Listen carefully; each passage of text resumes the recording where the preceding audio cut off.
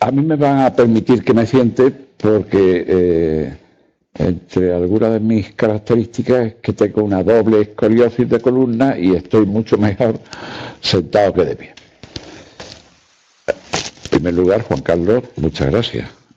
Sobre todo que viniendo en un día tan proclive a quedarse en casa, porque desde luego no estás para hacer una carrera ahora mismo. No está. Pero no quiero rehuir el compromiso, igual que tú, que no lo tenías conmigo, pero lo tienes con tu trabajo y con esta casa. Y sin embargo, sí explicar la modificación sobre la marcha que he hecho a mi intervención de hoy. Vamos a ver, estas intervenciones se programan con el tiempo y claro, yo lo que no me podía imaginar cuando hablé con Gonzalo y con Juan Carlos, para repetir, a estar aquí con ustedes, es que iba a hacerlo 2 meses justos antes de las elecciones legislativas. Que el 28 de mayo iban a hacer las elecciones, pues evidentemente no se sabía, ¿no? ¿Qué va a ocurrir dentro de 2 meses, cuando todos ustedes, todos nosotros, estemos convocados a las urnas? Y no de cualquier manera. Vamos a un proceso de elecciones legislativas, elecciones generales, pero inmediatamente después vamos a un periodo de amplio espectro de elecciones municipales. Los 8.000 municipios españoles ese día tienen que elegir a sus regidores, van a coincidir con elecciones al Parlamento Europeo y van a coincidir con elecciones en 13 comunidades autónomas. Es decir, de pronto, tras un periodo complejo que empieza con las elecciones legislativas del 95 y que que tuvieron ahí como saben, el primer y famoso no es no, es decir, era una forma de entender la relación entre los dos principales partidos políticos, aunque tuvieran una diferencia de votos y de escaños muy sensible, pero ya dejó claro el actual presidente del gobierno, dejó claro por dónde iban a ir sus preferencias y sus actuaciones y provocaron otras elecciones al año siguiente, y ya tenemos la segunda, y estuvimos a punto de repetir una tercera elección. ¿Y esto qué tiene que ver con la sociedad y la política, que era el primer tema que me plantearon? Pues mire, lo mejor cuando uno tiene que explicar cualquier asunto es entrar en los ejemplos prácticos y a partir de ahí elevar. Dicen los expertos en comunicación, no se dice el fondo y después el ejemplo, sino al revés. Empiezo por el ejemplo y si puedo me elevo a las categorías de razón. Una de las cosas que se plantean ahora en la sociedad es, se ha dicho, ¿hay un divorcio entre la sociedad y los ciudadanos? Bueno, pues vamos a ver si hay un divorcio o no hay un divorcio.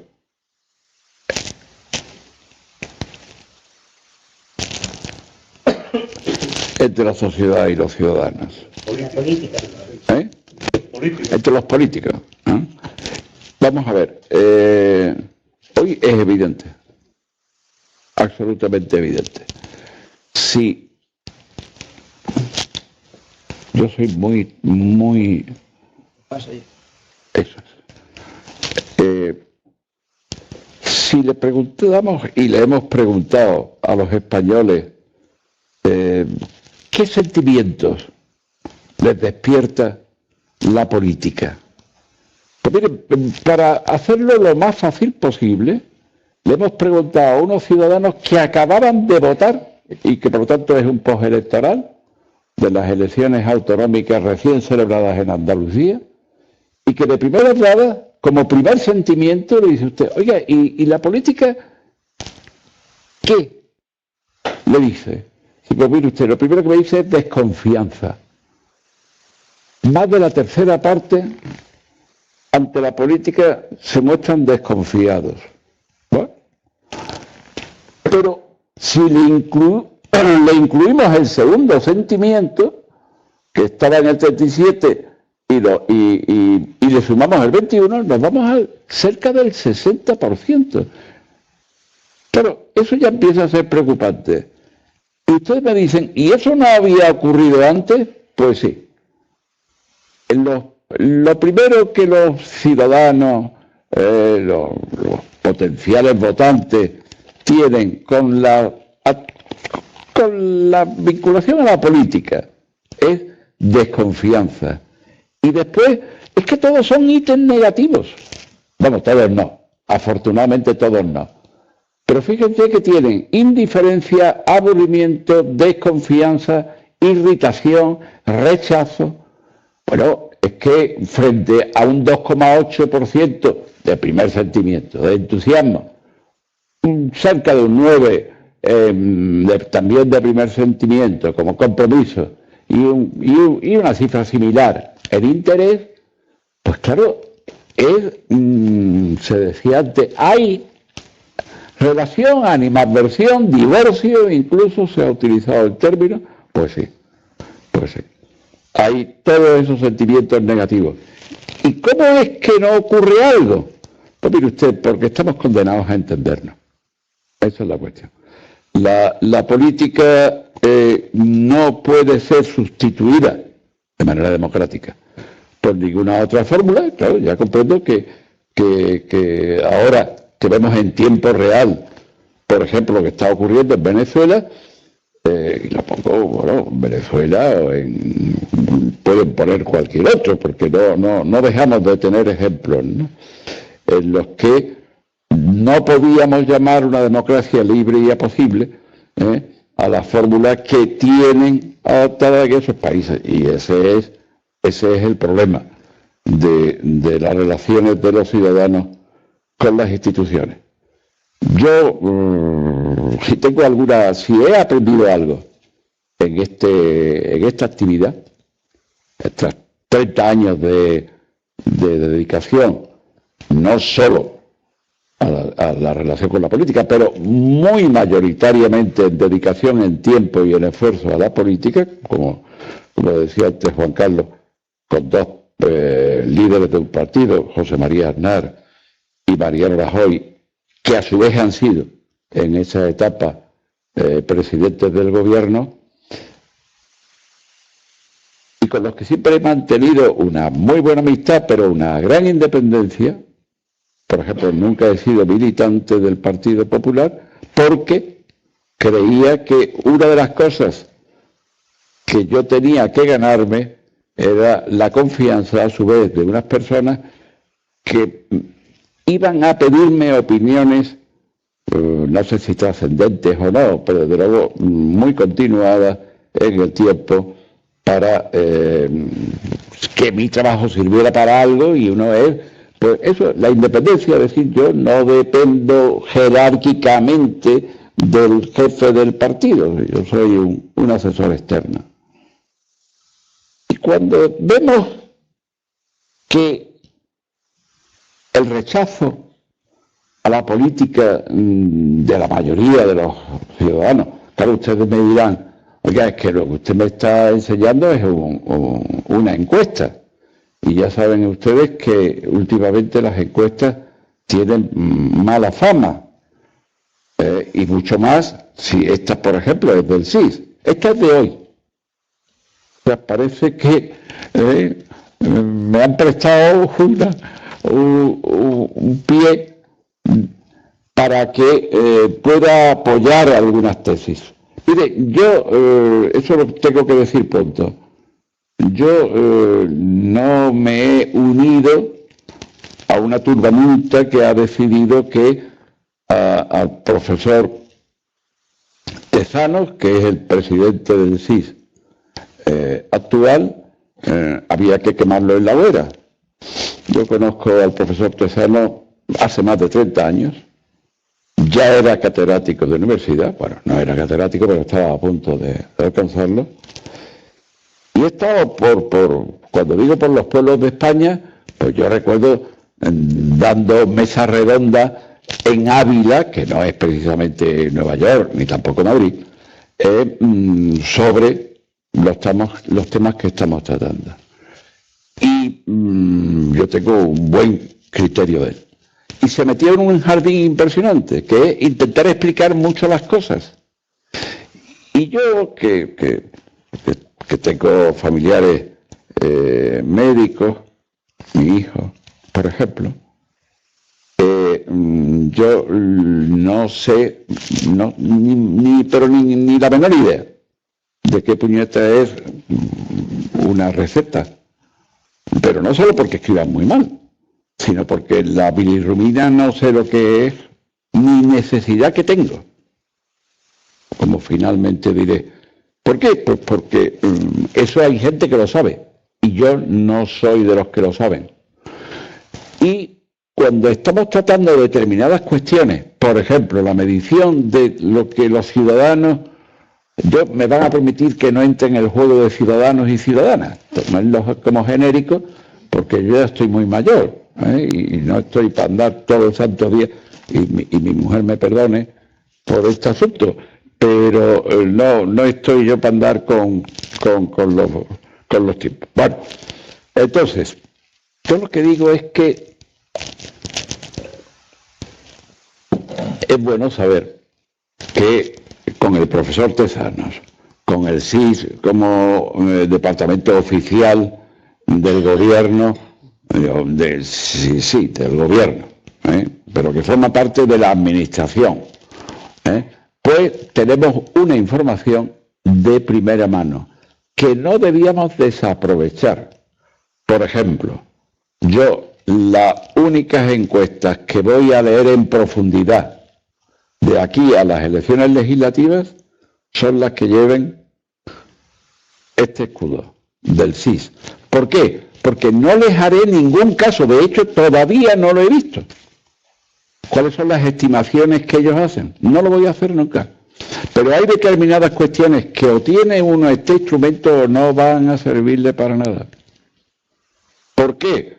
Una cosa muy simple, porque aquí nos hemos gastado, y estoy usando el verbo oportuno, nos hemos gastado todos los españoles un dinero, que no es poco, en hacer 2.964 entrevistas para averiguar que, por ejemplo, que las principales preocupaciones, ustedes ya se las imaginan, no voy a hacerles un relato, ¿cómo consideran que es la situación económica general de España? ¿Calificaría usted esta de muy buena, regular, mala o muy mala? Bueno, pues ya de primera entrada, el 51% dicen que es mala o muy mala. Y es mejor, igual o peor que hace un año. Es peor que hace un año. Y dentro de un año la situación económica será mejor, igual o peor. Ahí sí, ahí el 24 dice que peor. ¿Qué coño? Va a ser peor. ¿Y cómo calificaría su situación económica personal en la actualidad? Etcétera, etcétera. Esto, dicho así, de uno en uno no tiene importancia. Cuando esto tiene 3.000 entrevistas, los que nos dedicamos a esto, y ahora estamos en lo que decía antes, oiga, que yo no sé lo que es la bilirrubina, ni falta que le hace, porque usted no trabaja en eso. Y no es que nos pongamos estupendos y digamos yo soy el único que sabe. No, no, es que no es fácil. Y lo que es muy fácil es la tergiversación y el error. O sea, yo, si tuviera compañeros, efectivamente, los retaría, pero los retaría a una reunión. Así, ¿qué te parece que ha ocurrido? ¿Qué te parece que va a ocurrir? ¿Qué te parece que está ocurriendo? Pero no me metería en más historias. Esto tiene eso que llaman la cocina, que a mí todavía nadie me ha explicado lo que es. Pero tengo una intuición. Y ya les digo que no van por ahí los tiros. Nos sometemos a una regla, digamos que bastante estrictas. ¿Por qué? Porque al final lo que no queremos es entrar en la pregunta que no hace mucho un buen amigo les estuvo hablando sobre las novedades en los temas de la comunicación. Miren, sí, la comunicación, estamos hablando ahora mismo de España y estamos hablando de política, pues tenemos que ceñirnos por los terrenos en los que ha ido,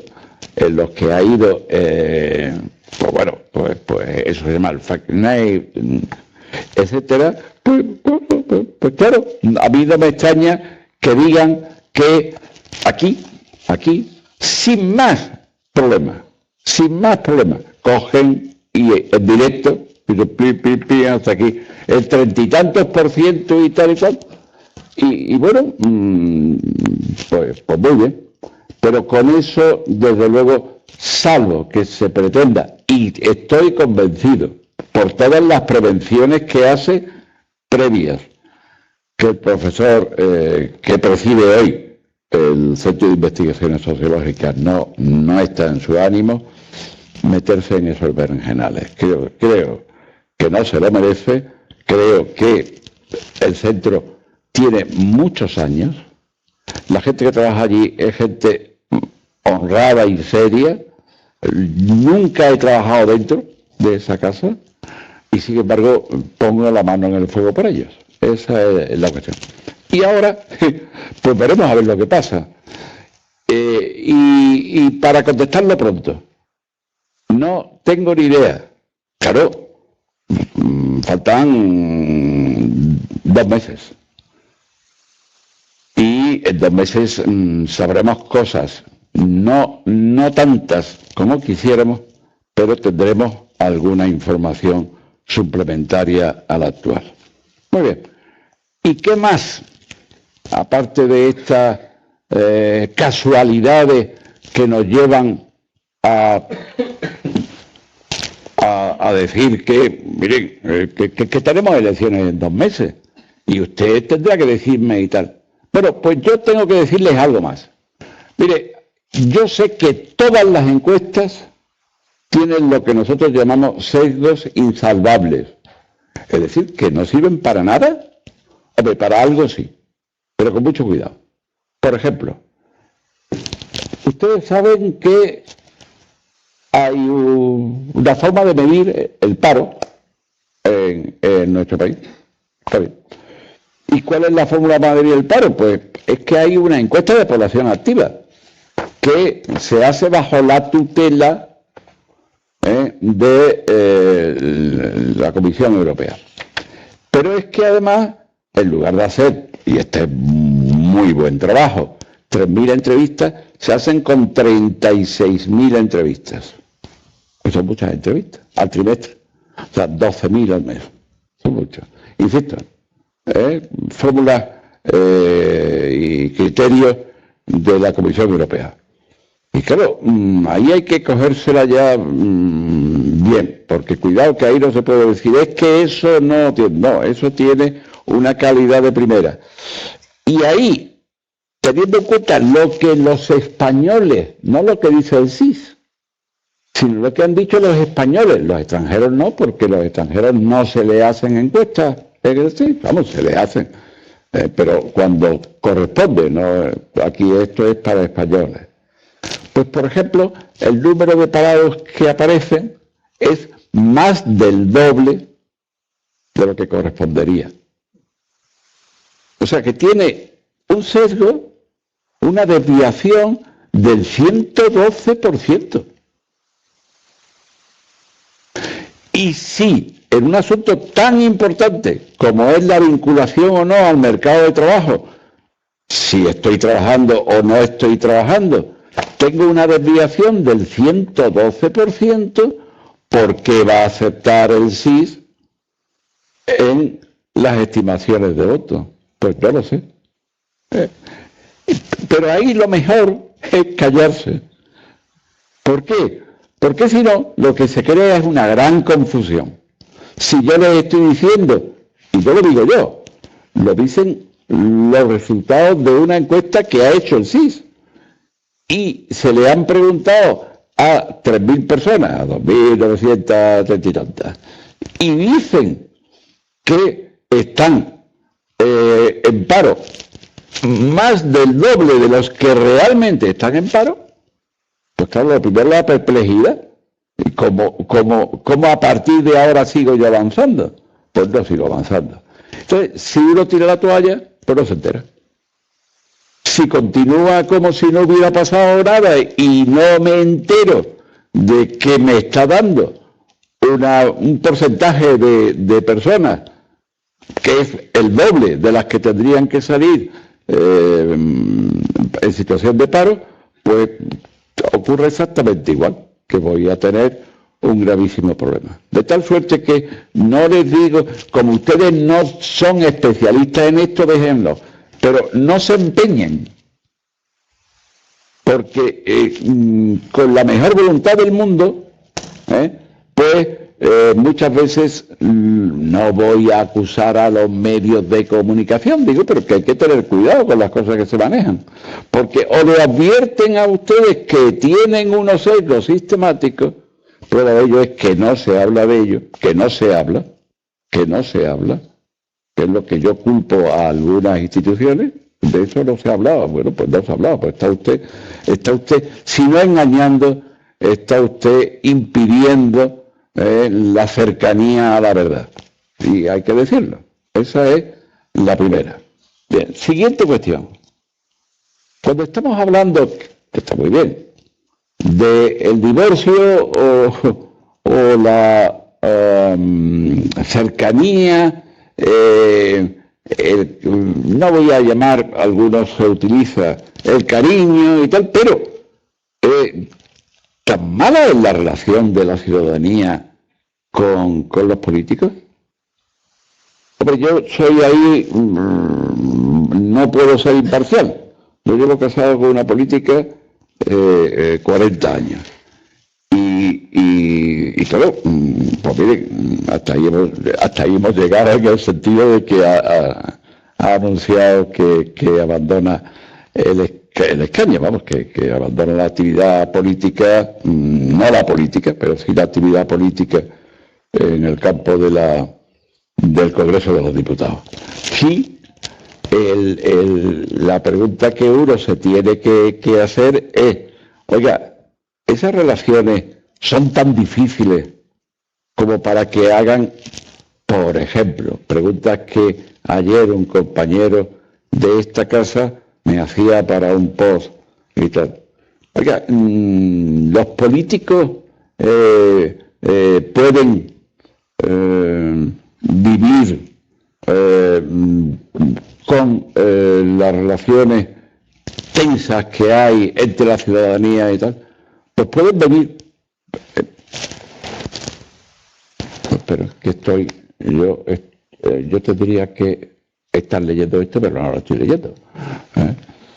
Pero es que no veo bien. Bien, entonces tú, ahí, y damos un poquito para atrás si ello es posible. Ahí, bien, ahí. Vamos a ver, yo lo que sí me gustaría dejarles hoy son dos ideas importantes. Creo, teniendo en cuenta la cercanía de los hechos electorales, pero no solo la cercanía de los hechos electorales. España tiene hoy un gravísimo problema político. y sin embargo no tiene un problema económico de esa naturaleza o de esa dimensión.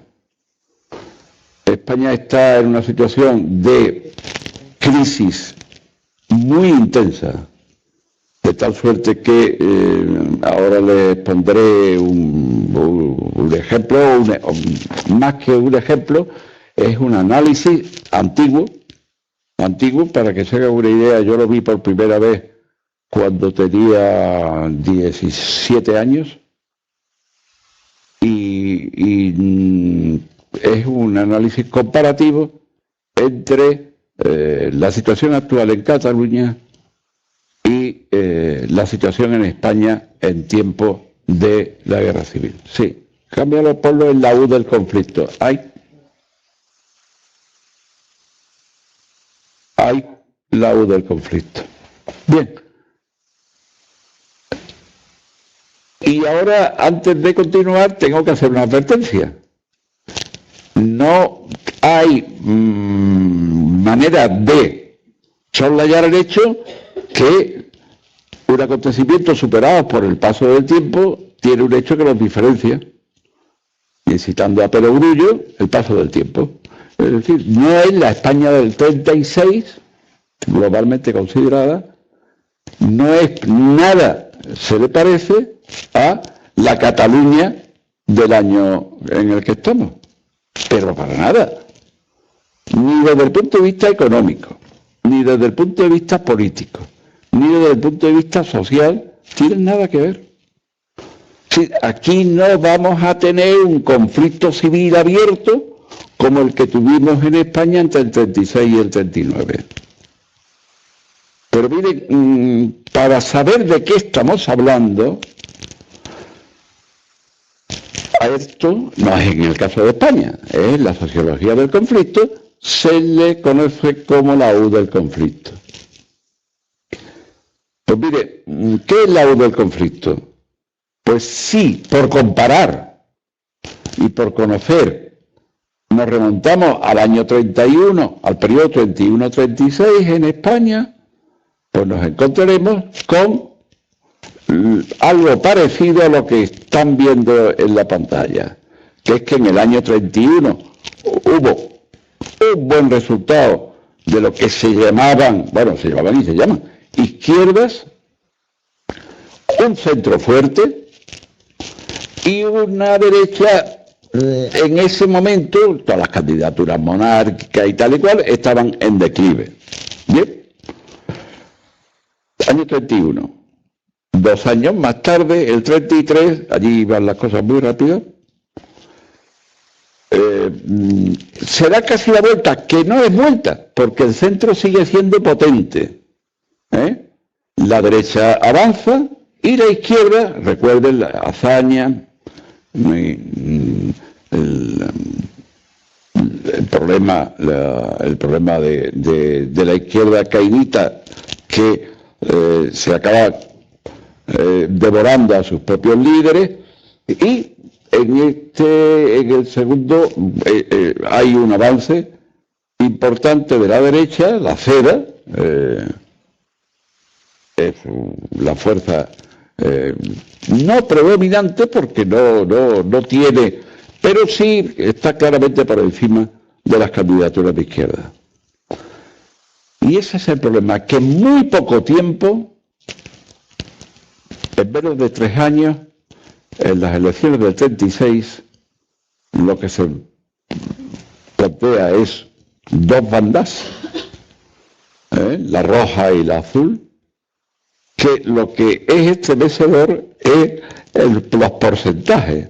Fíjense que lo que hemos denominado izquierda tiene aproximadamente el 48% de los votos, no de las agrupaciones electorales, sino de los votos de los ciudadanos, y el 44% lo tiene la derecha.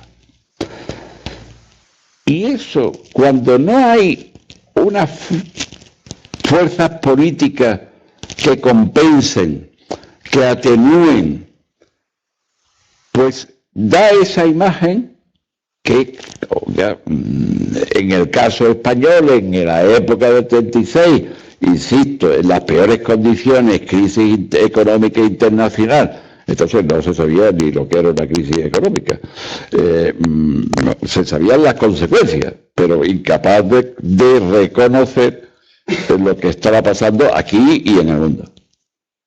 Pues todavía John Maynard Keynes no había escrito lo que escribiría más tarde. Entonces, tenemos que atenernos a unos datos que pueden ser anecdóticos, pero que si ahora vemos lo que ha ocurrido, está ocurriendo, de hecho está ocurriendo ahora mismo en Cataluña con... ¿Esto se le podría dar? Vale. Nos encontramos con algo verdaderamente chocante. Y es que y no es una casualidad, aunque lo pueda parecer, porque es una O del conflicto, perfectamente clara, no tiene nada que tal, con nada que ver, porque lo que no hay son la dinamita, digamos, del conflicto social, claro, político, económico y tal, ¿no? Pero si se fija, los porcentajes son exactamente los mismos. Que no es que no, miren, es que los conflictos, cuando hay confrontación amplia, rigurosa, fuerte, lo que podíamos denominar tirarse al cuello, es que se tiran al cuello, se tiraron al cuello nuestros antepasados en nuestro país. Ahora no tiene nada que ver, pero sí hay una confrontación de ese nivel. Es decir, hoy en Cataluña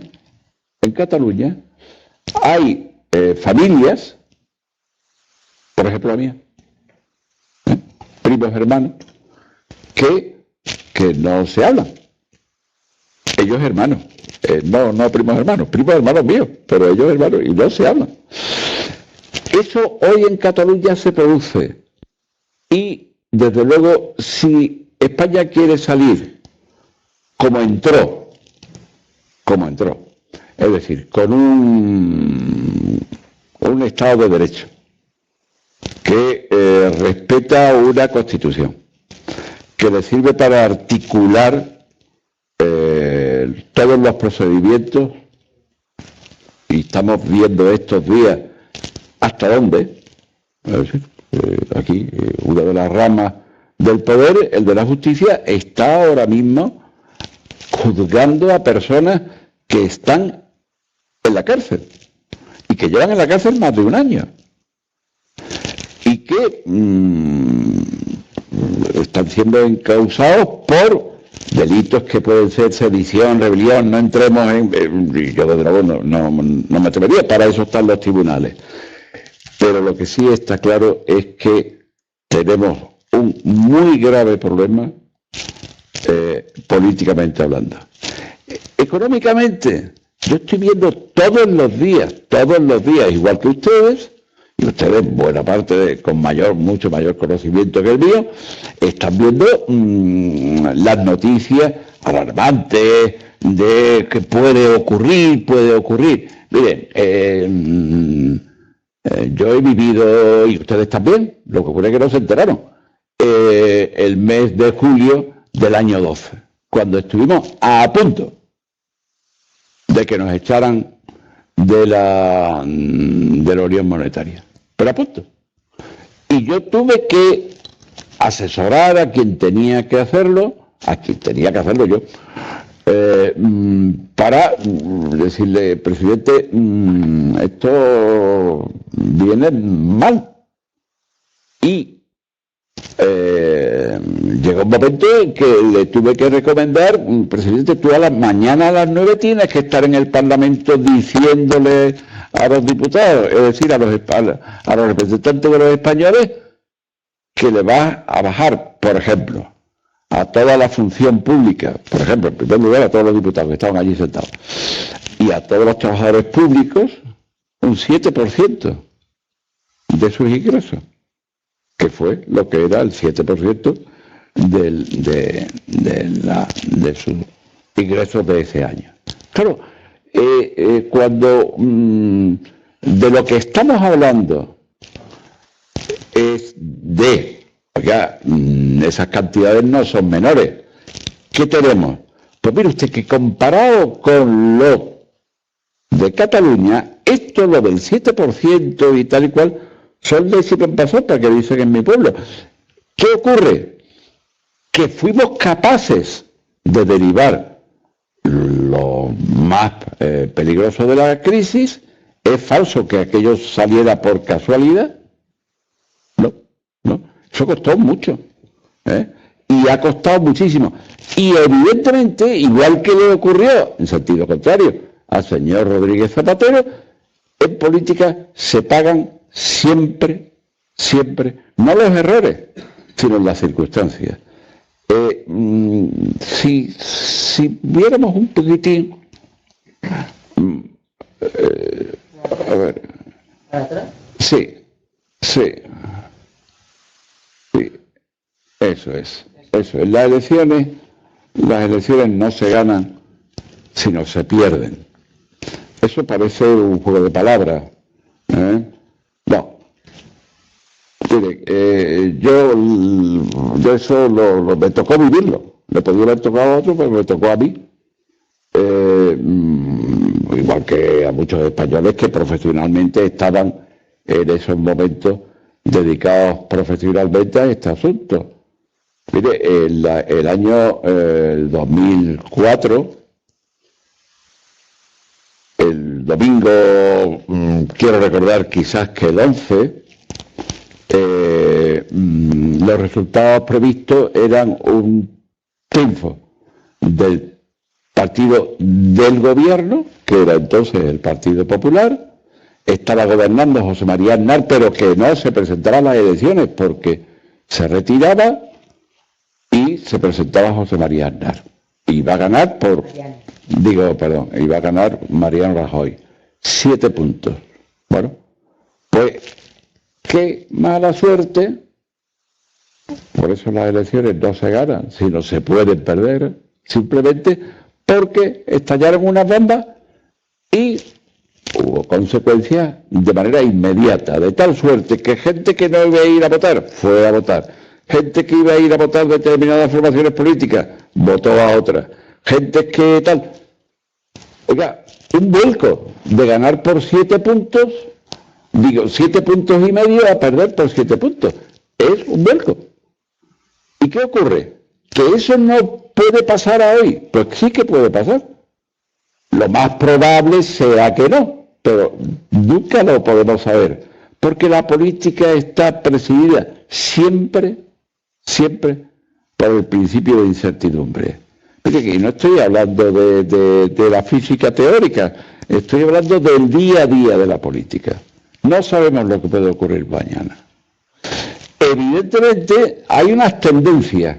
Nosotros que creemos poco en las encuestas no tienen nunca, esto es axioma, nunca valor predictivo. Pueden acertar, pero lo que más pueden hacer es aproximarse, salvo que tengan momentos como el del año 2004. Y entonces es que literalmente se dan la vuelta. ¿Y esto es tan importante? Pues sí, esto es importante, porque de lo que estamos hablando es de la vida de la gente. Es decir, no hay una forma mejor de explicarlo que con el día a día, el currículum vitae de todos y cada uno de los ciudadanos. Oiga, que esto no es extranjero, españoles y extranjeros. Esto no es solo una aproximación para 42 millones de españoles que somos ahora. No, incluido 4 millones y pico más para llegar a los 40, cerca de 46 millones y medio. Y eso sí que es importante. Entonces, yo creo que si la incertidumbre que hoy, y yo comprendo que en esta casa, porque es una institución financiera. Vamos, es una fundación de una institución financiera. No les preocupe especialmente los aspectos económicos. Yo aquí, lo mismo que en el tema de Cataluña, creo que no hay suficiente número de apagafuegos. Insisto, hoy se ha hablado una vez más, se ha hablado de personas que actuaron, se ha dicho que el Lehendakari actuó de intermediario y tal y cual. Yo ni debo ni voy a entrar en esa cuestión. Lo que sí les digo es que cuando alguien no quiere, no hay forma de que dos se pongan de acuerdo. Ya está. Y que dirigentes políticos de Cataluña, desde el año 13, estaban preparando lo que ocurrió. Y lo consiguieron. Desarticular el aparato del Estado y tal, es un error. Es decir, la administración del Estado es mucho más fuerte de lo que parece. Y por lo tanto, lo normal es que no se den situaciones como las de algunos países de Centro Europa, que han desaparecido para surgir otras realidades. No. Y desde luego, sí, esto ya es casi una especie, se lo he hecho a ellos, de sugerencia personal. España, mientras que nadie se daba cuenta, porque estaban en otra historia, pues don Felipe González Márquez y otros estaban firmando un documento que introducía a España en la Unión Europea, año 86. Y miren, cuando uno forma parte de algo como la Unión Europea y le da por decir, no, yo a partir de ahora voy a irme y tal, se puede llevar una sorpresa. Por ejemplo, lo han visto ustedes ya, el número de catalanes que han votado. Y oiga, esa sí que fuera un proceso electoral hecho con una limpieza absoluta. Vamos, el gobierno tuvo que aplicar el 155, entre otras cosas, para, de manera inmediata, ese mismo día convocó unas elecciones autonómicas para saber cuánta gente estaba apoyando a ese gobierno, porque si no, es un golpe de Estado. Por entendernos. Pero claro, el gobierno se cuidó, dijo, no, vamos a ver a dónde llegamos. Pues llegamos hasta aquí. Y hasta aquí ahora vamos a contarnos cuántos somos. Y la mitad de los catalanes, y con un porcentaje de votos, no digo desconocido, pero altísimo, y desde luego no alcanzado en los últimos tiempos, decidieron que por muy poco ganaban lo que se llamarían las fuerzas independentistas, por muy poco, pero ganaron. Y después había algo que representan a la señora Colau, etcétera, pues, y después estaba Ciudadanos, el Partido Socialista, el Partido Popular, prácticamente. Claro, cuando se está al 50%, según de donde se mire, porque alguien dirá, oiga, no han pasado el 50%, pero claro, otros diremos, oiga, es que han llegado al 50%.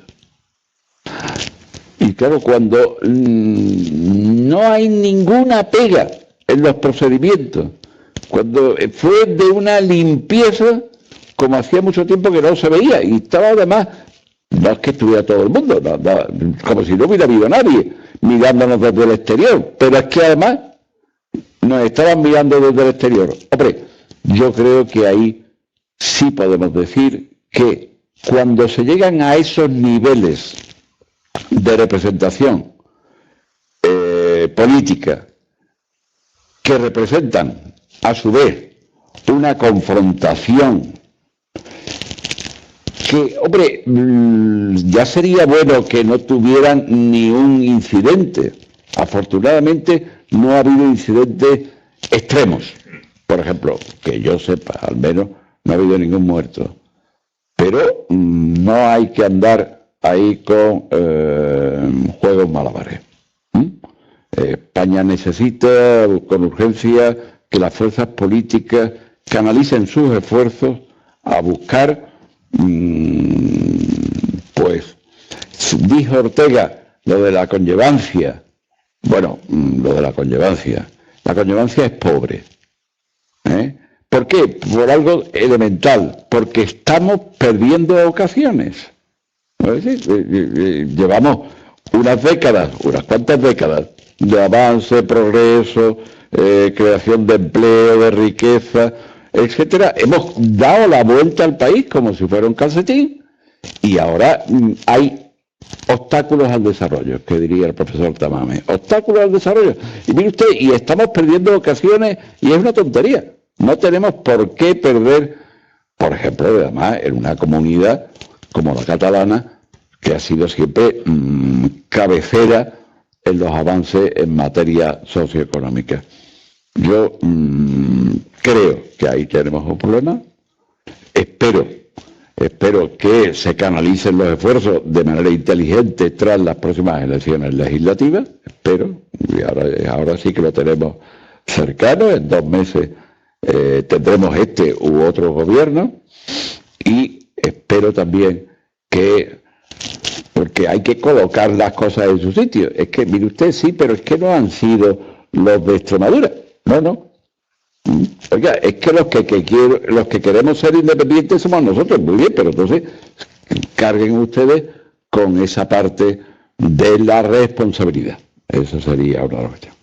En materia económica, dado que tenemos aquí cabezas muy brillantes a las que se lo reconozco hace muchísimos años, yo no veo ahora mismo problemas graves en materia económica. Ustedes me dirán, sí, es que tenemos una deuda pública del 100%, sí, del PIB. Siempre, sí, ya lo sé, pero ese no es el problema. Pero es que tenemos además las posibilidades de fluctuaciones y tal igual, sí, pero ese no es el problema. A corto plazo no tenemos sustanciales problemas económicos. Los problemas que tenemos, mejor dicho, el problema que tenemos es un problema político. Y entonces ahora eso, todas las aproximaciones que podemos hacer desde el punto de vista analítico, como si fuéramos médicos acercándonos al paciente, nos llevan a pensar que estamos en una situación complicada en materia política, que esa complicación se puede extremar. Bueno, no hace falta más que salir y ver el telediario. Lo que hoy estamos haciendo, que es preparando la emisión de una sentencia, cuando se termine todo el procedimiento, ¿verdad?, sobre personas que tienen graves acusaciones y que en cualquier caso, una mayoría de ellos llevan ya más de un año en la cárcel. Y les puedo asegurar que no es cómodo. La privación de libertad no es cómoda, ni es apetecible. Y por lo tanto, desde esa perspectiva, es de esperar que el tema no vaya a más. Porque claro, sea este presidente del gobierno el que estuvo, o el actual, o el que venga, hay cosas que no pueden hacer, porque no pueden hacerlas.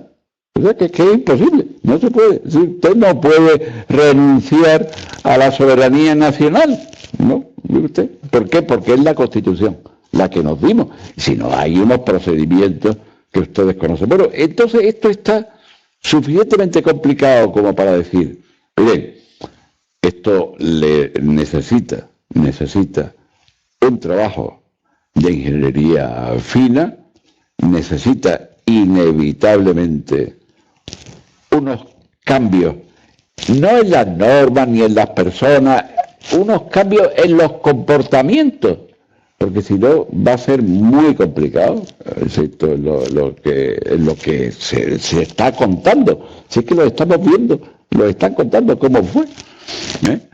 Y eso nos llevaría a unos problemas muy graves. ¿Qué más cabría decir?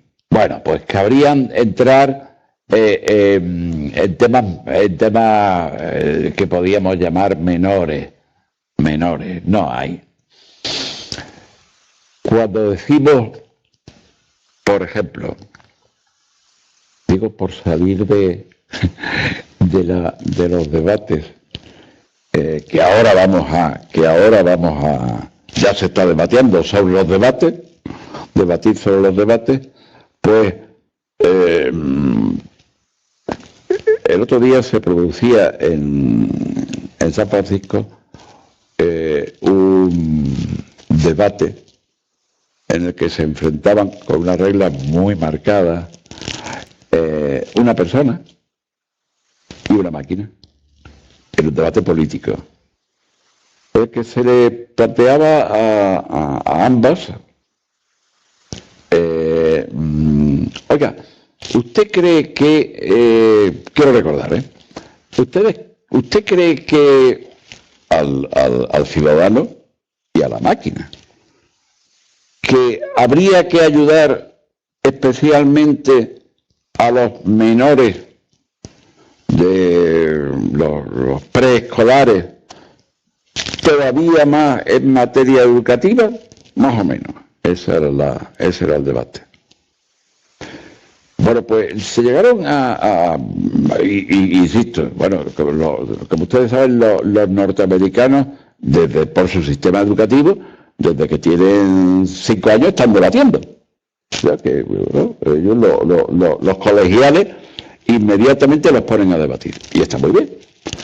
Bueno, pues con esa, y tenían al campeón del mundo, digamos, de esa especie de juego, que es el debate. Bueno, pues consiguieron que ganara la persona, no la máquina. Pero inmediatamente también se les preguntaba, pero independientemente de lo que haya usted votado, ganó por un 60%. ¿De dónde ha aprendido más? Y entonces la gente decía que había aprendido más no del debate, o sea, no de la persona, sino de la máquina. Las máquinas nos están empezando a sustituir en cuestiones que nunca creímos que fueran a poder alcanzar y ya han alcanzado. Porque lo que están usando, lo que se están enfrentando son las inteligencias digitales. Y claro, eso ya es un salto cualitativo. Si yo recuerdo con un gran empresario español, en aquel tiempo en dimensión de tamaño de la empresa, el mayor empresario español, y yo le contaba una cosa que era pertinente. Estábamos preparando una intervención pública de él mismo de los temas de la tecnología digital y de las telecomunicaciones. Y cuando yo le decía, eso que está ya, nos dicen los norteamericanos, que siempre van un poquitín bastante más adelantados, pero que ahora ya es en tiempo real, una cosa y la otra. Oiga, ¿y usted qué dice? Pues que eso va a estar generalizado. Y significa que, porque lo que acabamos de hacer es poner a que las máquinas hablen entre sí. Ya no es que hablen entre sí, ya es que se entiendan entre sí. Y claro, en algo que tiene que ver el eje de nuestra investigación, la política y la sociedad, no va a ser la política ni la sociedad algo parecido a lo que ha sido hasta ahora o lo que está haciendo hoy mismo. Dicho de otra manera, cuando dentro de 10 años nos planteemos, porque tocarán un proceso electoral, lo más probable es que no nos lo estemos planteando en materias como debates y tal, manteniendo las leyes pero de una forma distinta. Ya no será lo mismo de lo que estemos hablando. Estaremos hablando de muchísima mayor riqueza para todos los ciudadanos. ¿Por qué? Porque tienen un instrumento que tendrá un coste infinitesimal, nada, que será prácticamente gratuito, que pondrá a nuestra disposición todo un nivel de conocimiento que lo que nos va a llevar es prácticamente a la sabiduría, claro, y por lo tanto habremos pasado el tema. Y teniendo en cuenta que son las 8 y que aquí hay unas costumbres inveteradas en esta casa y que conviene respetar, y es mantener algún tipo de coloquio y tal, y que ya sé, y ustedes son los que mandan, yo les recomiendo para que no nos vayamos por allí, porque no nos va a llevar a estas alturas de la copla a sitio alguno. Ni estoy yo especialmente capacitado en estas circunstancias para echarles una mano en alguna de sus cuestiones. Pero si ustedes quieren jugar a esto de ¿y qué va a pasar cuando dentro de 2 meses tengamos las elecciones a esta hora ya 8 de la tarde cerrando los colegios? Pues yo ya en ese tema tendremos la respuesta oportuna. Vamos, los serán fácticas, pero ahora mismo no iríamos mucho. Pero estoy en condiciones de abrir con ustedes.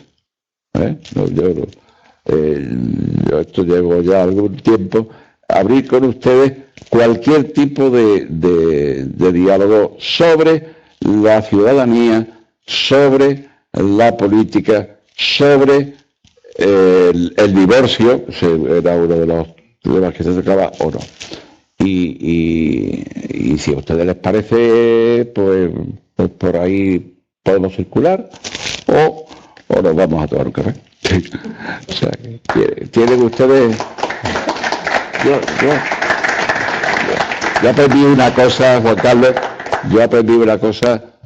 que hoy es incluso chocante para una diputada que está aquí con nosotros, que era cuando había aplausos, decíamos nosotros siempre, aplauso para las Cortes, pues, y que no sería el caso. Vamos a ver, ¿alguna pregunta, alguna cuestión, alguna duda, alguna historia? Tú te vas porque te tienes que ir, vamos. Pobrecito. Sí. Sí, pobre. Yo le agradezco muy especialmente a Juan Carlos su presencia, porque el hombre está literalmente jodido, vamos. Así de claro. Sí, perdón. Sí, ahora.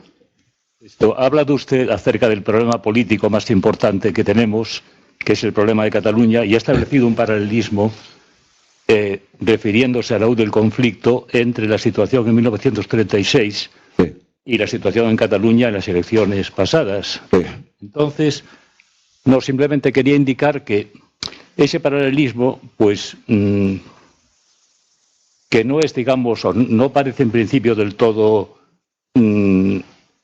trasladable uno al otro, porque en el 36 realmente se jugaba sobre el eje social, izquierda-derecha, mientras que en Cataluña se juega sobre el eje nacional, independentismo, digamos, tierra de nadie y constitucionalismo.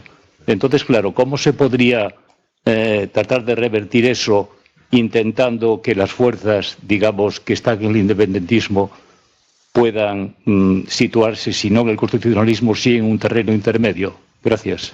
Sí, Sí, yo, esto diría, me encanta que en lugar de que me haga usted esa pregunta, que me acompañe en esa respuesta. No insistiré lo suficiente porque me he visto ya dando en otros foros una explicación sobre la U del conflicto y costó, porque claro, pues si se presenta y se llega a decir, oye, es que tienen el mismo número, el mismo porcentaje de votos y tal, ¿no? Es que no tiene nada que ver. No tiene nada que ver. Pero, no teniendo nada que ver, pues claro, no menor, no menor, comparado a los niveles de renta de España y global, o Cataluña, exclusivamente, si quieren ustedes, no salimos de Cataluña, entre el año 36 o en los años precedentes, claro que son los que, a ver, las cosas no surgen espontáneamente, todo tiene una historia. Yo me he llevado muchos años, y digo muchos años, negociando con catalanes. Y creo que tengo algunas claves, pero no como que sean listos, no, por trabajo. Entonces sí le puedo decir que la aproximación es, primero, nada que ver. Y una vez que ya todos hemos dicho 100 veces como en el colegio, no tiene nada que ver esta situación con aquella otra, no tiene nada que ver esta situación con aquella otra. Y una vez que lo hayamos repetido hasta la vez, empezamos. Y empezamos desmontando, descargando las escopetas. ¿Por qué? Pues porque, por desgracia, se han acumulado no muchos agravios y tal, pero sí muchos malentendidos. Y sobre todo, el no respeto a las leyes vigentes. Sí, es muy simple. Mire, y como decía también antes, cuidado, es que tenemos una autoridad para hablar entre nosotros, supranacional, que si no nos va a meter en vereda. Y no es la Guardia Civil o tal, no, es la Unión Europea. Europa no está dispuesta a saltar como un chiquitaque. Fíjense en el tema del Brexit, que ellos se han ido. Pues claro, es que uno entra y se va de la Unión Europea cumpliendo las normas. Después lo mismo ya no entra más. Esto ya es una vieja discusión con el Reino Unido y la France y la Grandeur y no sé cuántas cosas más. Bien. No es fácil, pero nosotros no tenemos más remedio que decir que tenemos derecho, digo, los ciudadanos de este país que llamamos España, coño, que tenemos derecho a la esperanza. ¿Por qué? Pues porque nos ha costado mucho. Lo estamos y lo estamos haciendo bien, independientemente de quién esté gobernando. O sea, hay gobiernos que han sido mejores, otros que han sido peores, pero globalmente considerado, esto ha ido hacia adelante. Y hombre, desde luego lo que no es fácil es continuar los ritmos de mejoría que se han dado en nuestro país, que se han dado en España estos últimos años. Entonces, ¿qué temas? Pues mire, eso sí que sería ya un seminario largo. Lo he vivido y sé que va a costar mucho trabajo, pero hay que hacerlo. Es decir, lo que no va es la mano milagrosa. No, esto no es Adam Smith y la mano milagrosa, ¿no? No, aquí tienen que ser fuerzas políticas muy diversas, y fíjese, he tenido ocasión en los últimos tiempos de tener relaciones personales sin ningún tipo de trasfondo político con gente que cuando menos llamaría chocantes, por lejanía. Cuando la gente de determinado nivel se preocupa, y he visto la aparición de libros, por ejemplo, y no estoy refiriéndome al que relata que lo primero que hay que hacer cuando se llega a la Moncloa es cambiar de colchón. No, estoy hablando de libros serios. Cuidado. Cuando gente seria se pone a escribir libros más serios y de ellos surge preocupación, teniendo en cuenta que son gente mayor, que eso no significa nada, significa que tienen más terreno recorrido, más experiencia, eso es, y vamos. Y cuando empiezan a dar llamadas de, no socorro, pero sí de atención, hay que tomarlos en serio, en mi opinión. No se puede dejar pasar y tal, ¿por qué no? Porque cuando la mitad de las personas que viven en Cataluña y la otra mitad están muy profundamente separados, hay que no solo escribir un libro, sino, vamos, y está muy bien que escriban libros, ¿no? Sino que hay que ponerse a unir manos y no para bailar, por cierto, un magnífico baile, ¿no? Que es la sardana. Porque se nos puede complicar la cosa todavía más. Y no se olvide que dónde está el derecho. Ahora, uno no puede estar contra los 50% para siempre. Esa sería la cuestión, ¿no? No sé si le he respondido con la suficiente claridad. Yo hay cosas que por respeto a las personas con las que he trabajado y ya no lo hago. Y por lo tanto no tengo ningún tipo de compromiso. Pero no soy muy dado a contar batallitas, que no son batallitas, pero no creo que deba ir más allá de lo que es normal. Hay una pregunta de online. Nos preguntan que, estando en la época de incertidumbre que has dicho que en la que estamos, ¿la sociedad va a castigar a la política yendo más a las urnas o yendo menos?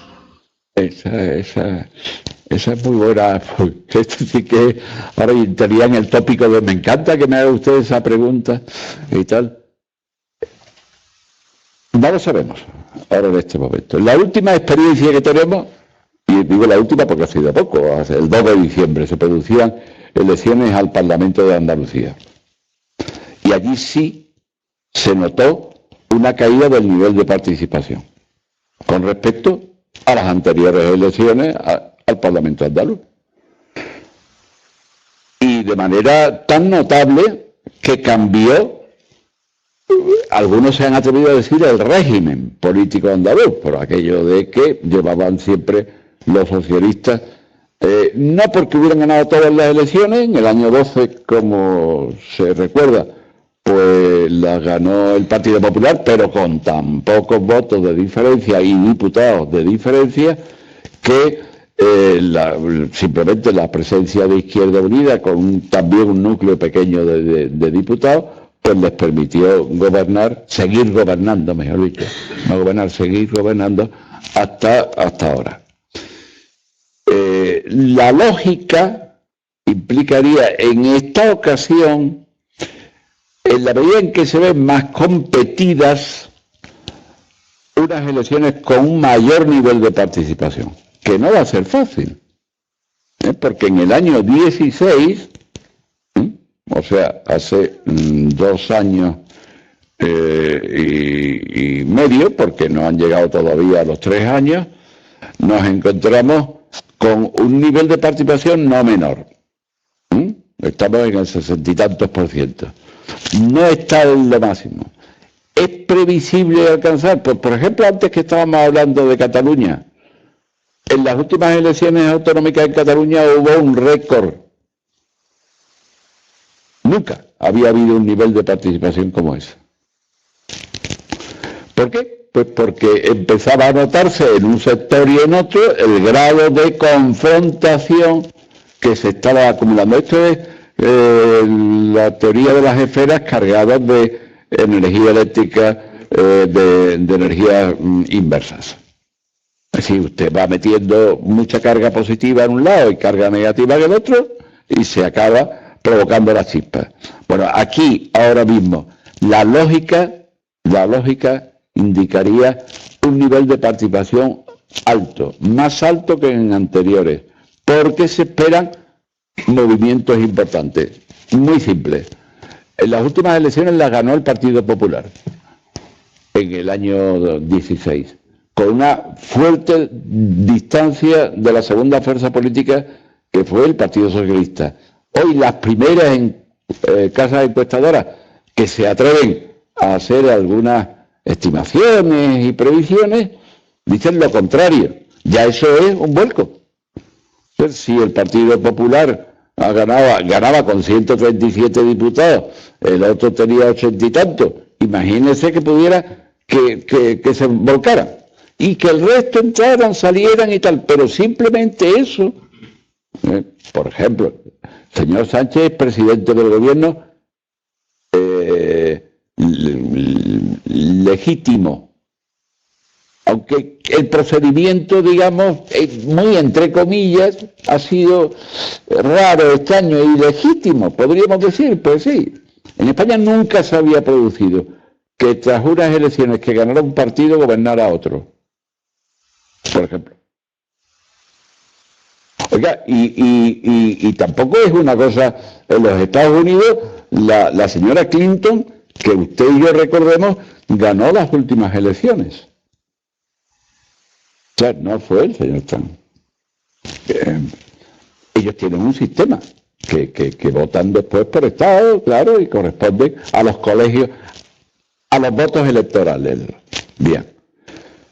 Pero esa es la verdad. Aquí no. Aquí hubo unas elecciones en las que ganó un partido y, sin embargo, tras una moción de censura legal, gobierna otro. Y, hombre, esto vamos a ganar, pase lo que pase, digamos, en una situación de normalidad. Y es que supongo que tras el proceso electoral que tenemos en puerta, acabará gobernando el partido que gane las elecciones. Supongo. Por sí mismo. O en coalición con otro. Pero no una vez, no con el procedimiento que, insisto, totalmente legal, pero de la moción de censura, que es más complicado no, que implica un cierto nivel de retorcimiento del tema. Es decir, tiene usted que buscar, pues sí. Pues mire usted, es que al final, por 5 diputados, ojo, con todos sus derechos, del PNV, 5, menos de 300.000 votos en su conjunto.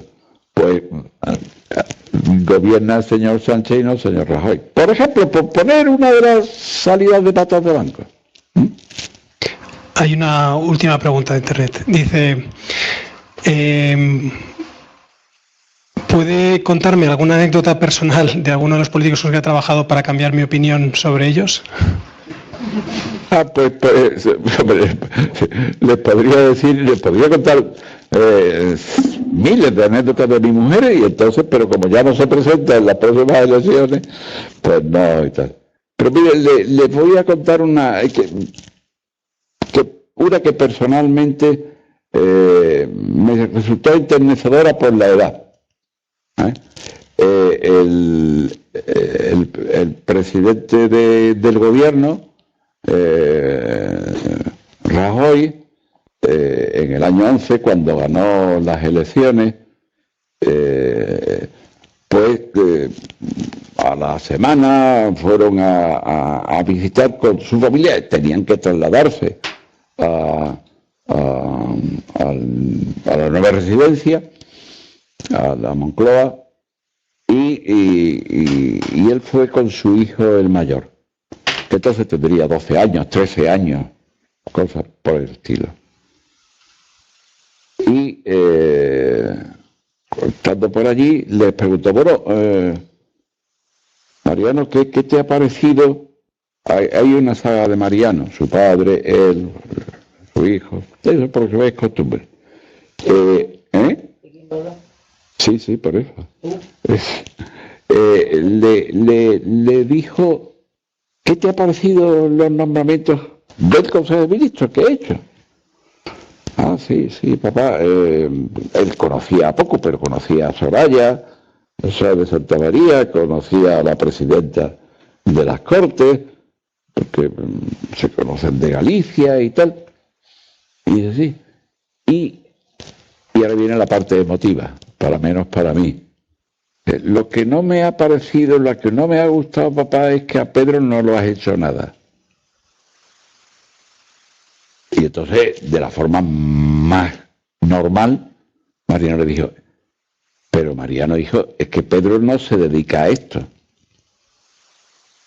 Y entonces el chiquillo con, insisto, 12, 13 años, dijo, y si no se dedica a esto, ¿qué ha hecho estos últimos años metido en casa todos los sábados y los domingos, los días que él no iba al colegio, trabajando contigo? Claro, refleja muy bien lo que ha sido el mío o el de cualquier otro que hubiera estado haciendo lo mismo. Pero para mí eso fue cuando me lo contó su padre, que se lo contaba a todo el que quería escucharlo, porque de lo que estaba hablando bien era de su hijo, ¿no? Porque había un sentido de la justicia. Claro, él no sabía yo qué coño hacía allí, hablando claro y pronto.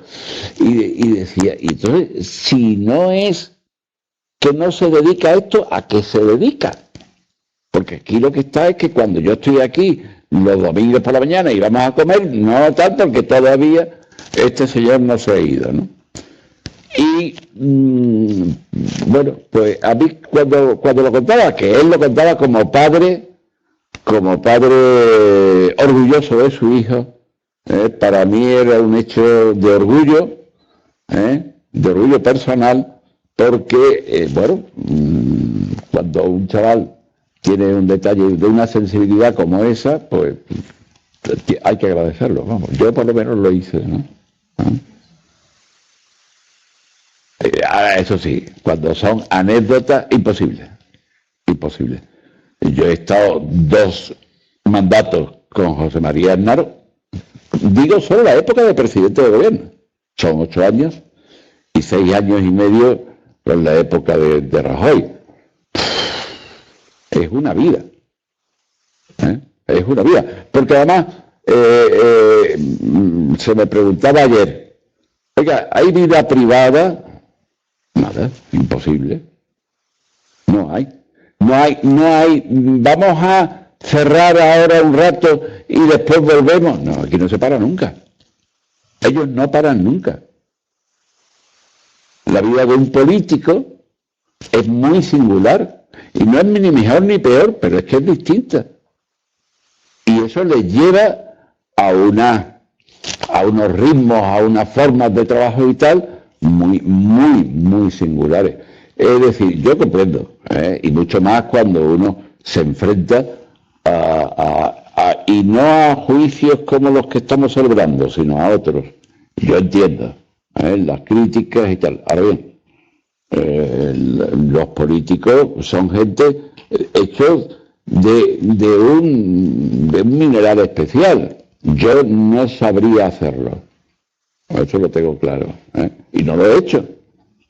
Yo pude ser ministro en el año 96. Pero claro, es que yo no soy capaz. No soy capaz. Es decir, hay una cosa que significa generosidad. Y yo debo ser poco generoso. Y claro, y yo, encima de lo que... Yo no, para eso no sirvo. Eso hay otros que se dediquen a eso, yo no.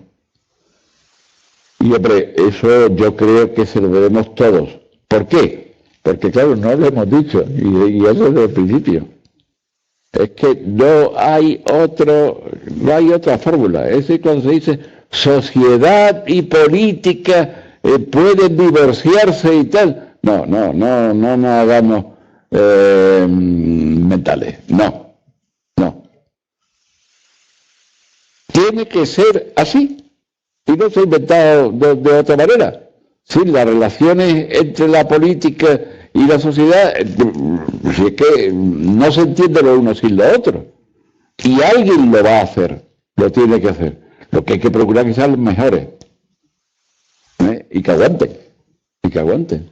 Y que no sé qué, ya lo sé, ya, eso ya lo sé. Pero no hay otra fórmula, no hay. Todavía las máquinas, ojo, y eso ya estamos hablando de ciencia ficción, pero cuidado, todavía las máquinas no han llegado a ese nivel. Podrían estar en un debate, pero no tienen todavía la reunión del Consejo de Ministros, en lugar de 10, 11, 12, 13 o 14, los que sean, se reúnen 14 máquinas. Porque ya estaríamos hablando de otros temas, ¿no? Pero, claro, yo creo que por lo menos un agradecimiento. Si yo se lo tengo, lo tengo como ciudadano, no Victoria. Pero el resto. Muchas gracias. Muchas gracias a todos por la asistencia. Sí, que. Perdón. Sí. No tiene nada que ver con las elecciones.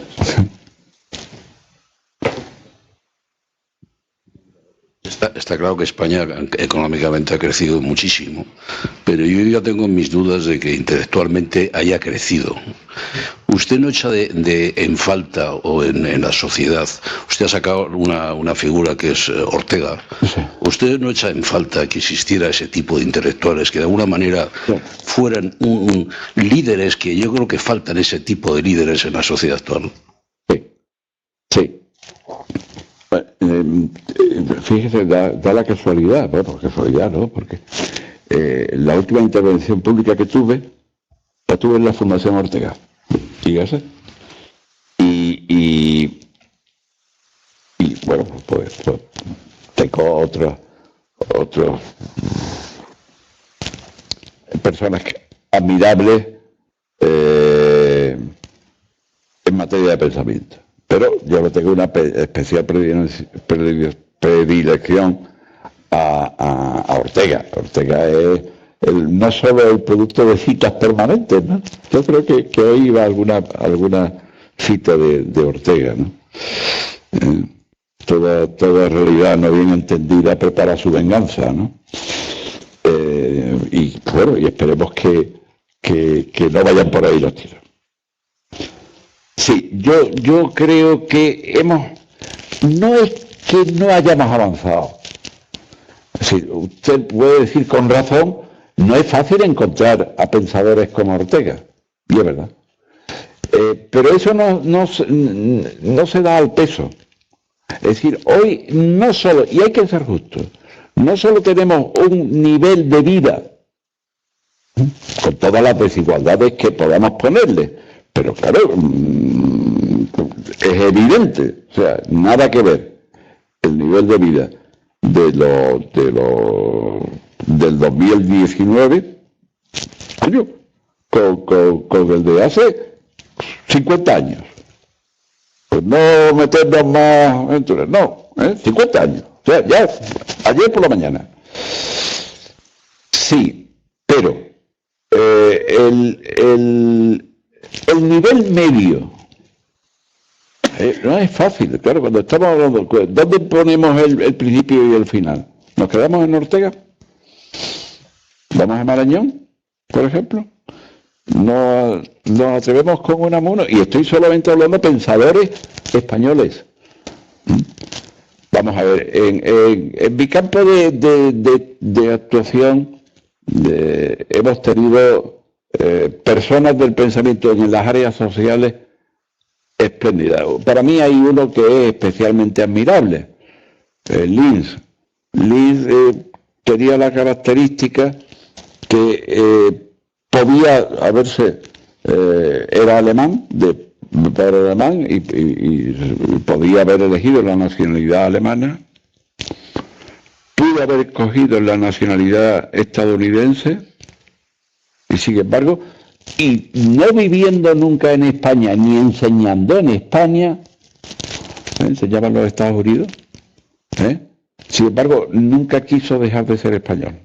No es que no quisiera dejar, es que se empeñó en seguir siendo español, que como saben ustedes, los Estados Unidos esas cosas las cuidan. Es decir, que si no, te pueden decir, oye, si no quiere usted la nacionalidad, se puede, lo mismo se puede usted ir a su casa. Vamos a ver, hemos llegado a unos niveles, yo creo que muy aceptables. Hoy tenemos unos niveles, por ejemplo, en sanidad, y a los que contribuye mucho las máquinas famosas. Una de las cosas que veían el otro día en Barcelona, en la concentración de expertos tal, era una cirugía en vivo en tiempo real. Porque ahí no se puede estar no sé cuántos segundos más tarde, no es que tiene que ser en tiempo real. Bueno, pues eso se ha conseguido ya. Algo parecido tendríamos que conseguir en campos de lo que podríamos llamar la sabiduría. Yo creo que no estamos en el peor de lo tal, pero sin duda alguna no aguanta el nivel de la comparación. Pero es que también tenemos los pintores del siglo...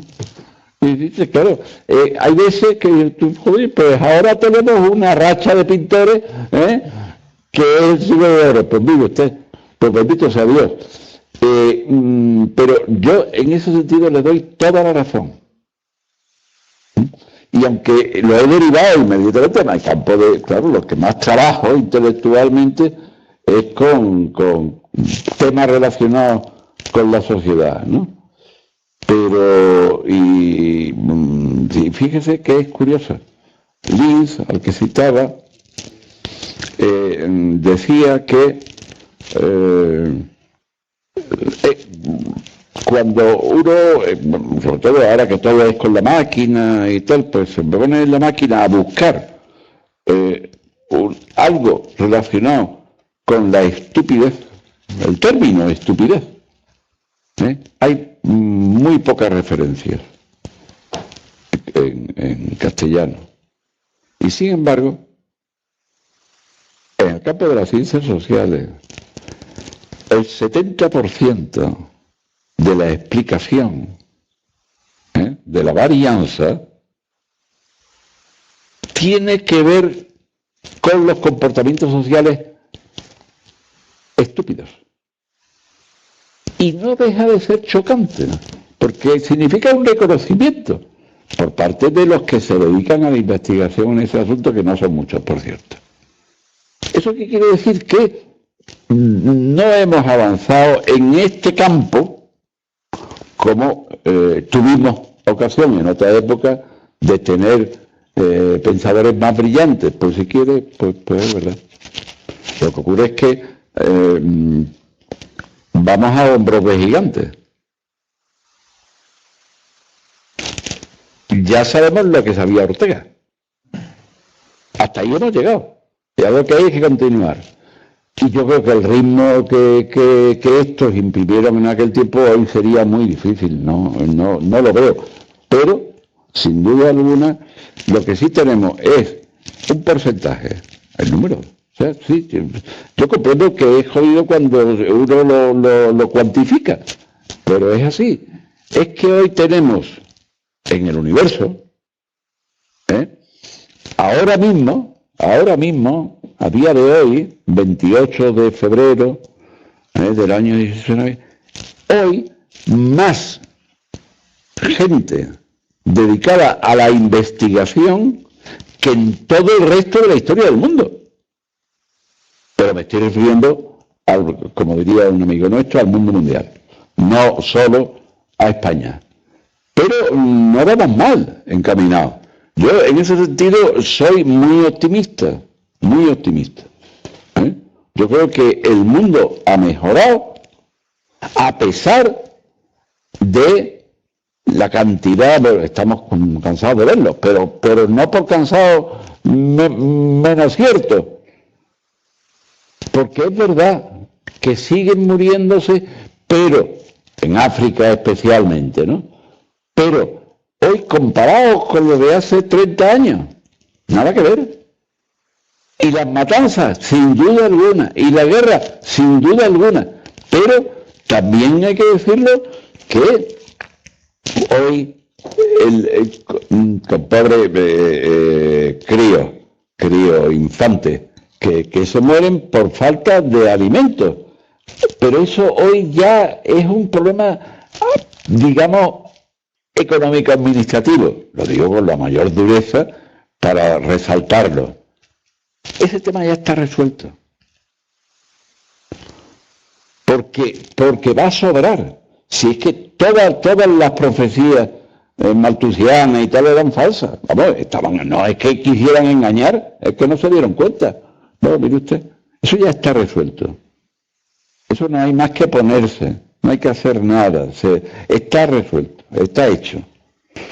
Ahora, el pensamiento, pues claro, ahí ya estamos hablando del genio, ya tiene que ser. Y si habláramos de músicos, por ejemplo, de pintores, por ejemplo, etcétera, ¿no? Bueno, pues yo, si ustedes me lo permiten, creo que nos deberíamos ir a... Sí, yo creo que es muy hora, ¿verdad? Que ya es... Y yo cuando estos cacharros que yo no he llegado a controlarlos, como verán ustedes, mis habilidades en este terreno, mira que simple. Pues muchas gracias.